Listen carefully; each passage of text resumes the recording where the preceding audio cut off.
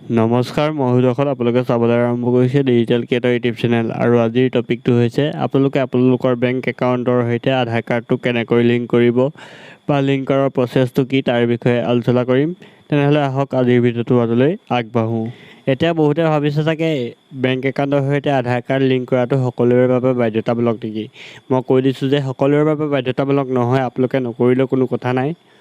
যিসকলৰ বাবে বাধ্যতামূলক মই সেইসকলৰ কথা আগৰ ভিডিঅ'টোত কৈছিলোঁ আৰু এতিয়া কৈ দিছোঁ। যিসকলে চৰকাৰী আঁচনিসমূহৰ পৰা টকা লাভ কৰি আছে, অৰ্থাৎ চৰকাৰী আঁচনিসমূহ লাভ কৰি আছে, তেওঁলোকে এই কামটো কৰা বাধ্যতামূলক, অন্যথা তেওঁলোকৰ বেংক একাউণ্টত পইচা সোমোৱা বন্ধ হৈ যাবও পাৰে। আৰু এই সম্পৰ্কত মই আগতেও এটা ভিডিঅ' বনাই থৈছোঁ, আপোনালোকে সেইটো গৈও চাব পাৰিব। আপোনালোকে তাত চাব পাৰিব যে আপোনাৰ বেংক একাউণ্টৰ সৈতে আধাৰ কাৰ্ড লিংক আছেনে নাই, কেনেকৈ চেক কৰে সেই বিষয়ে জানি ল'ব পাৰিব। আৰু চেক কৰি ল'ব, যদি আপোনাৰ বেংক একাউণ্টৰ সৈতে আধাৰ কাৰ্ড লিংক থকা নাই তেনেহ'লে লিংক কেনেকৈ কৰিব মই কৈ আছোঁ। বেংক একাউণ্টৰ সৈতে আপোনাৰ আধাৰ কাৰ্ডটো লিংক কৰিবলৈ এটাই প্ৰচেছ আছে। আপোনালোকৰ সেই বেংকটোৰ ব্ৰাঞ্চলৈ যাব লাগিব। আপোনালোকে ব্ৰাঞ্চত গৈ ক'বগৈ লাগিব যে আপুনি একাউণ্টটোৰ সৈতে আধাৰ কাৰ্ডটো লিংক কৰিব লাগে, আৰু তেওঁলোকৰ ফালৰ পৰা এখন ফৰ্ম দিবও পাৰে, নহ'লে আপোনাৰ আধাৰ কাৰ্ড আৰু পাছবুকৰ জেৰক্স কপি বিচাৰিব পাৰে। আপোনালোকে সেইকেইটা লৈ যাব আৰু ফৰ্মখন ফিল আপ কৰি দিব। যদি তেওঁলোকৰ ফালৰ পৰা কিবা ফৰ্ম দিয়ে, আপোনালোকে সেইখন ফিল আপ কৰি তাত ছাবমিট কৰি থৈ আহিব। তাৰপিছত আপোনাৰ 3-4 দিনৰ ভিতৰত আপোনাৰ আধাৰ কাৰ্ডটো লিংক হৈ যাব। যদি কিবা কাৰণত নহয়, আপোনালোকে আকৌ ব্ৰাঞ্চত গৈ পেলাই সেইটো লিংক কৰোৱাব পাৰিব।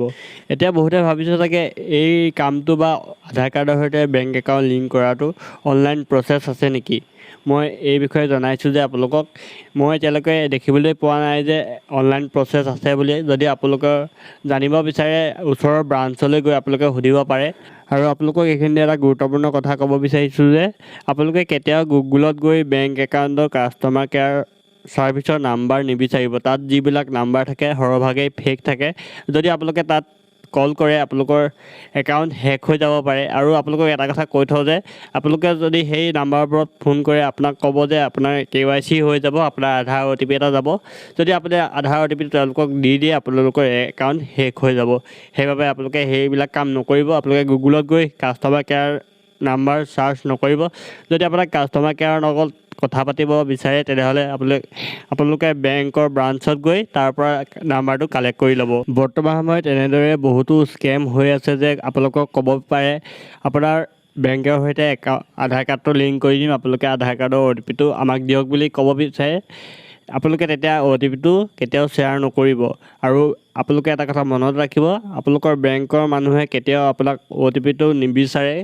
এই সম্পৰ্কত মোবাইলত আজিকালি বহুতো সতৰ্কবাণী আহি থাকে, বেংকৰ ফালৰ পৰাই হওক বা টেলিকম ডিপাৰ্টমেণ্টৰ ফালৰ পৰাই হওক, এনেধৰণৰ মেছেজ দেখিবলৈ পোৱা যায়। আপোনালোকে সেইবোৰ ফ'ল' কৰিব। আৰু আজিৰ ভিডিঅ'টো ইমানেই আছিল। যদি ভাল পালে তেনেহ'লে লাইক কৰিব, আৰু আমাৰ চেনেলটো যদি এতিয়ালৈকে ছাবস্ক্ৰাইব কৰা নাই তেনেহ'লে ছাবস্ক্ৰাইব কৰি ল'ব। এনেধৰণৰ ভিডিঅ'সমূহ পাই থাকিব আগলৈ। তেনেহ'লে আজিলৈ ইমানেই। জয় অসম।